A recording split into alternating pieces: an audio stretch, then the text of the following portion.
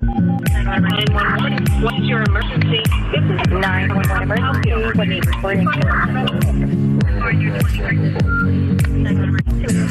Hello, everybody, and welcome back to We Speak Dispatch. We're going to have an excellent episode for you this week. We're going to be talking about one thing and one thing only, that if you could change it for 911, what would it be? But keep in mind, this is for every 911 and or emergency dispatch agency around the world. So if you could control it and make sure that just one thing would be changed in the 911 world, what would it be? And to give our audience a clue of what your one thing would be, I'm just going to go around real quick, and we'll start with Doug. Oh, Doug, good. Oh, good. Just one word, Doug. Summarize your One word thing in one word. Leadership. Leslie, your one thing in one word. Come back to me. Glenna, go ahead. mental health. I know it's two words, but they go together. Okay. And Leslie? Appreciation. And mine would definitely be staffing. Okay. Nice. I think we all four have something different. We didn't know that coming into tonight. No. And so it's a good thing that we all have something different. Glenna, you said mental health, so we'll go ahead and start with you. What do you mean by you would change mental health? If I could change one thing, it would be critical incident debriefings. They wouldn't be for law enforcement or for fire and, oh, we might just throw the dispatchers in there. There would be a dispatch aspect to critical debriefings. There would be a dispatch aspect to all the mental health. It would be just as important as anything else that we have to deal with. And it would probably be more important than, you know, the stats that come in, or, you know, in my state, we have tons of guidelines. It would be part of the guidelines. You need to support your dispatchers specifically in the dispatch center, because we deal with well, crud all the time. Yeah, excellent. Doug, what would you do with leadership? No, I'm going to say mental health because, no, I'm just kidding. That was such a good one. Wow. When I say leadership, I mean like, yeah, I know. I say leadership at all levels because I'll give you an example. There's a big push around the country to get first responder status, make dispatchers first responders. Well, that's great. However, I've seen now we got officers saying, no, they're not really first responders. You got fire departments coming out saying, no, they're not really first responders.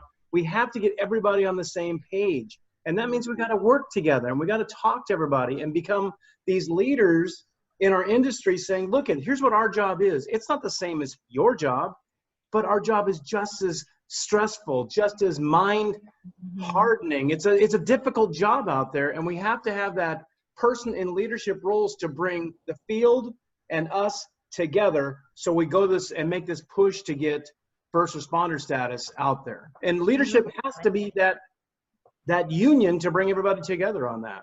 Yeah. Very good. And Leslie, go ahead and explain your change. Wow. So I mentioned appreciation. And it kind of ties what both Glenna and Doug have talked about is, and when I say appreciation, it's not, you know, necessarily thanking somebody for the job that they do, which I think is very important, but appreciating the impact, like Glenna's talking about, that our job has on mental health and having programs in place to address that.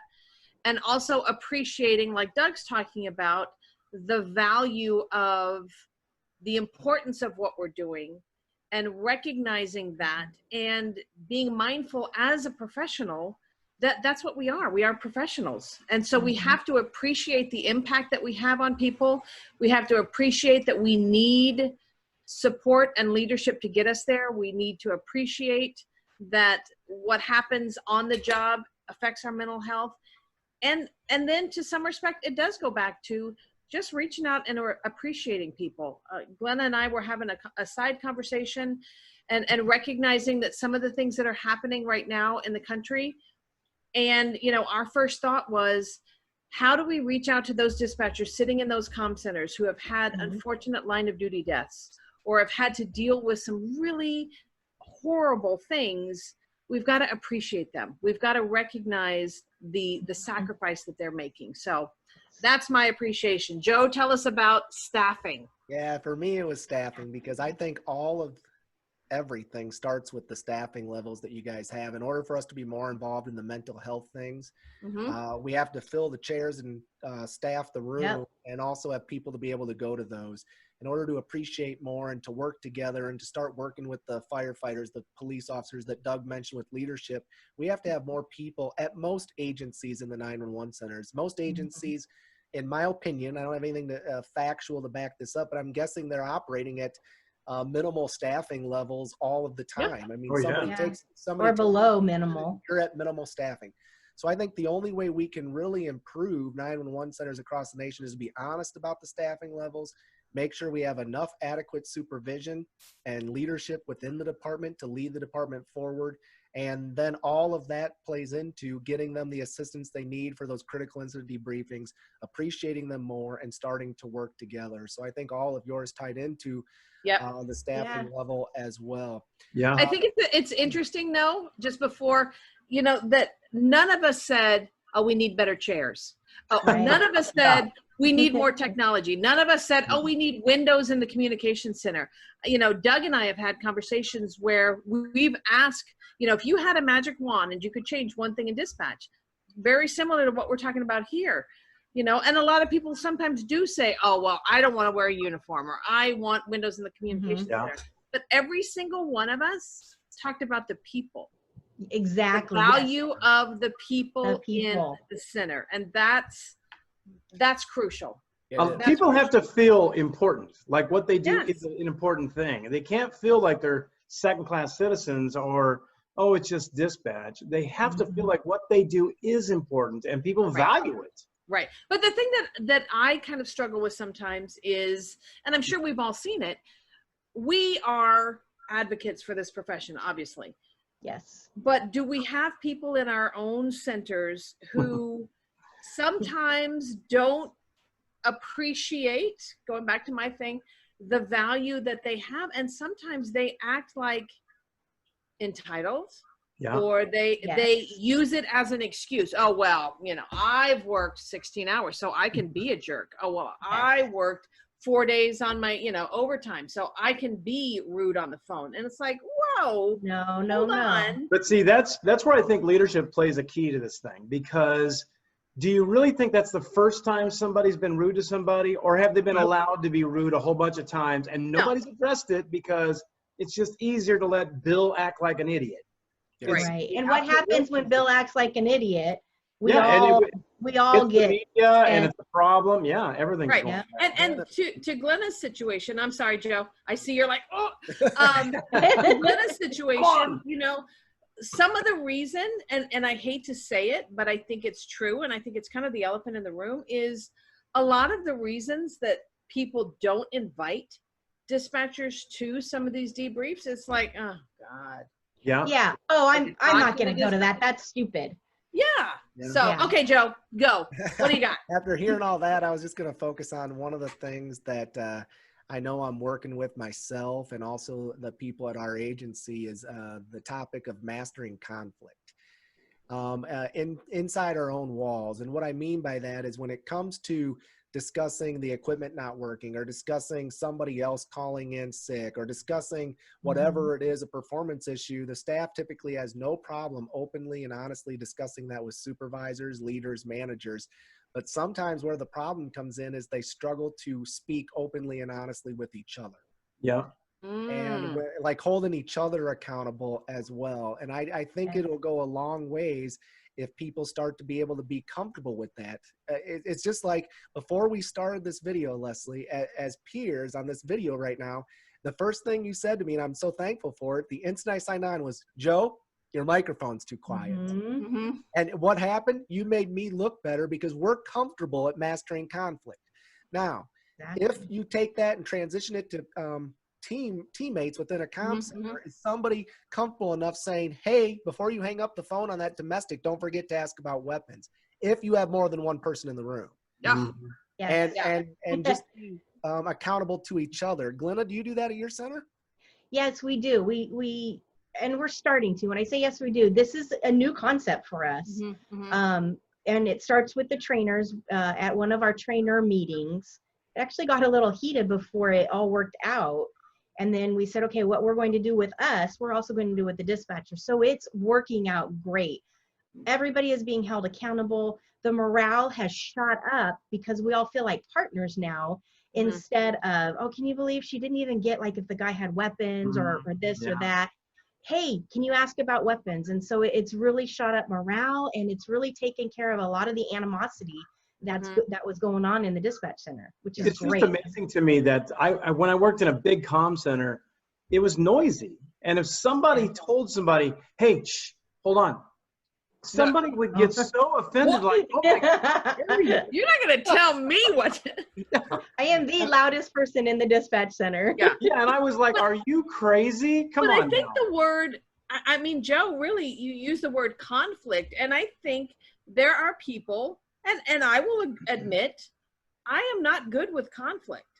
And I think sometimes the word conflict can even freak people out. They're like, oh, no, I don't want to do that. Yeah. So, you know, I think it is, but that same person can get on the phone with somebody who is in a crisis and go boom, ba boom, ba boom, ba boom. Yep. Answer this question, do this. She's, you know, he or she controlling that conversation, taking assertive control, doing all that stuff. But then when you say, hey, you know, maybe you should go talk to your partner about that issue that you're, oh no, I don't. Yeah. Oh Oh God, my no. gosh. And Why would I mean, what an idea, Joe. And this could be an 8-hour We Speak Dispatch because I know, Well, it's it almost really that way could. now. So There's so much more I want to say. yeah. We briefly touched on technology, and it'll be the last question of this episode because I do want to show a very special video at the end. So real quick, technology, if you could change one thing in like one sentence for technology for 911 centers across the nation, what would it be? And we'll start with Leslie, since she went last time. Yay. Nice. I think if I were to change anything with technology, I think it would be interoperability.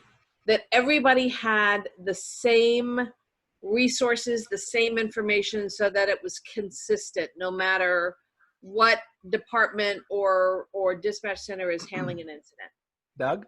Well, that was the world's longest sentence. But anyway, Whatever, dude. so I would say we have to work with the people that have the technology. Get with Microsoft, get with Apple, and work with these people instead of saying we'll come up with our own junk.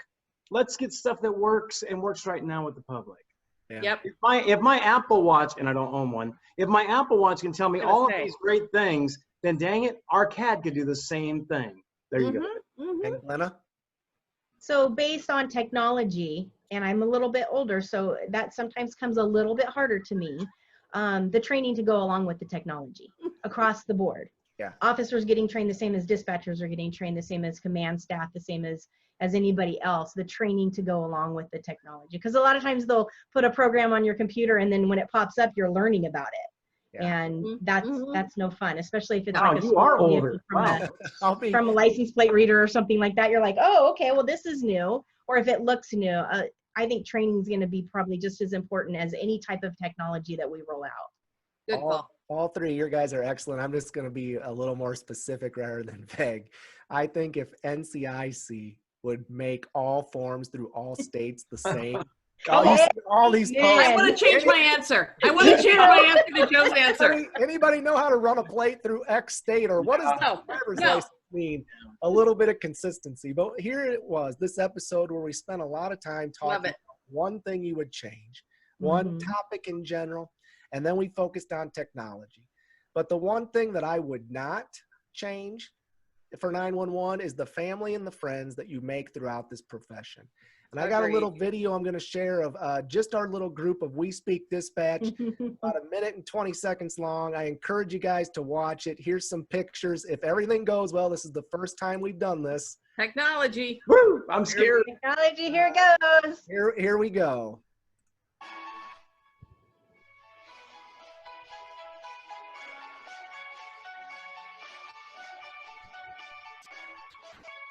John.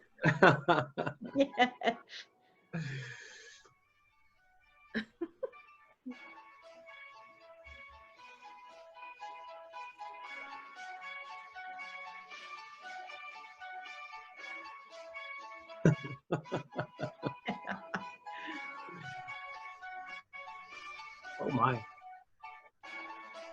Go Dodgers.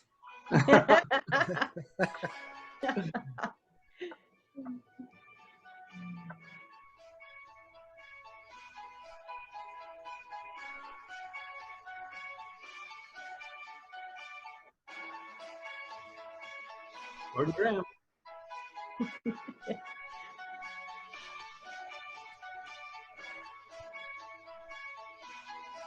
Love it. What he's doing. Oh my. Well, Oh, there you go. That's one thing I just would not change. I would Joe, not that was change the great. 911 dispatchers around the nation because they are true heroes and I appreciate what they do. I appreciate this group. I appreciate all of you. It's been awesome to get to know you, your family, your friends, and you guys are also my friends. So the one thing that I would not change are the 911 dispatchers. Thanks for everything you do. If you guys want to be on a future episode of We Speak Dispatch, be sure and send us an email, leave us a comment, send us a message through any of our social media pages.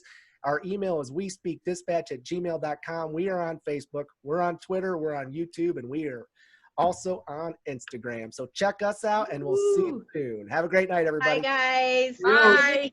Bye.